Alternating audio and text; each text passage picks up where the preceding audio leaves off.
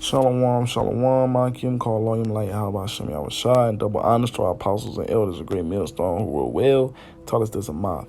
All right, Salakia, the camera had cut off on my recent video, and while I was in the middle of reading this scripture, Revelations 20:4, I'm gonna just finish it out real quick.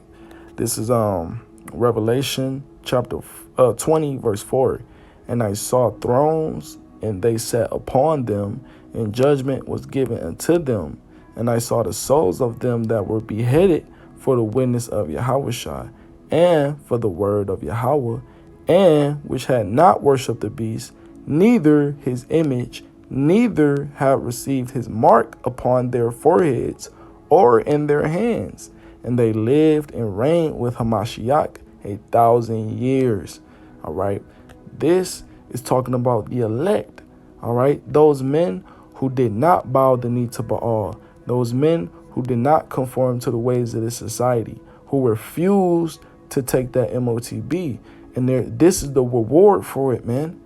All right. The reward is to reign and live with Yahweh Shem Yahushua forever and ever and ever in the kingdom of heaven.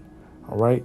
The reward is to sit and to judge the 12, to sit upon the throne and to judge the 12 tribes, man, to judge the nations. All right. To be kings in the kingdom of heaven. All right. To be to be highly exalted men in the kingdom of heaven for enduring the great tribulation of not conforming to the ways of this life, man. All right. Yes, we gonna catch hell because we're not, getting down with Esau's program. We gonna catch great hell to the point where some of us gonna be beheaded, some of us gonna be martyrs, But even that is a reward within itself, because those men who are gonna be martyrs are gonna be risen up on the chariots first, man. All right, which is one of the greatest rewards ever. That's a guaranteed. That's a guaranteed full ride on the chariots of salvation, man. But this is the reward, man. All right, which is a great reward, man. But we have to endure the tribulation, the persecution that comes with it, first and foremost, man.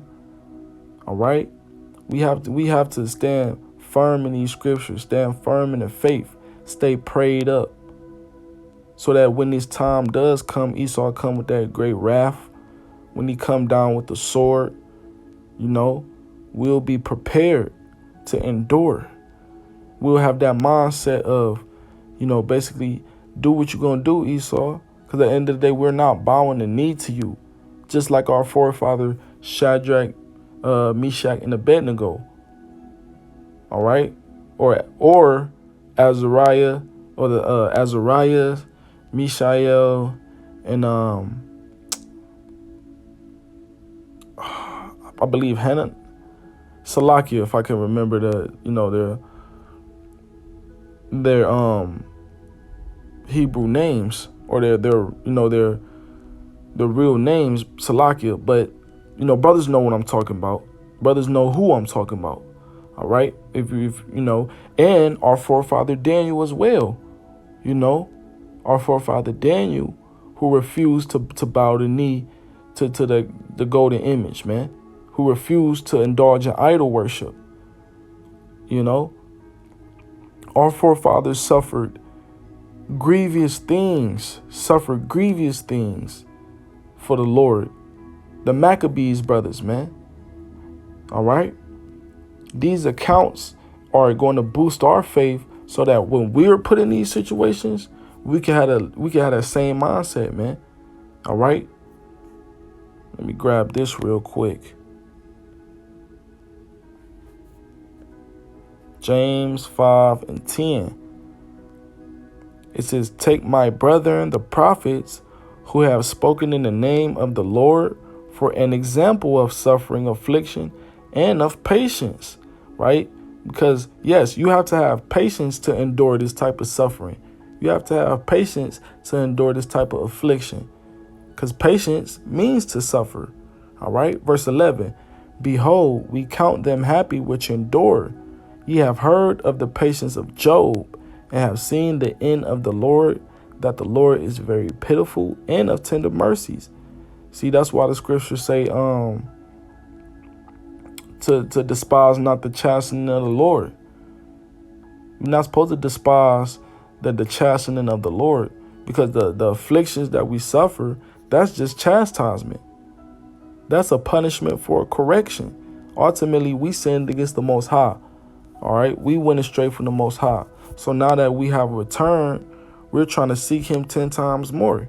But at the same time, we're dealing with afflictions in this world. We're dealing with afflictions of the flesh, afflictions of the mind.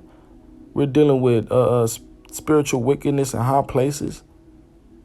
You know, left-hand demons, this, that, and the third. We're dealing with a lot, all right? But it's going to increase. But at the same time, the Lord is giving us that spirit to be able to bear it.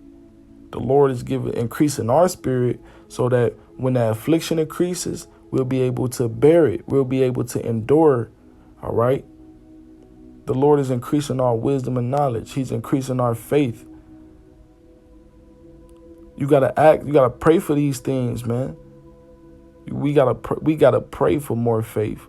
Pray for more wisdom and knowledge, because that's what's going to be our stability in the time of Jacob's trouble. That's what's going to be our stability in the time of that great temptation, in the time where the MOTB is going to be made mandatory. All right. That's going to be our strength of salvation.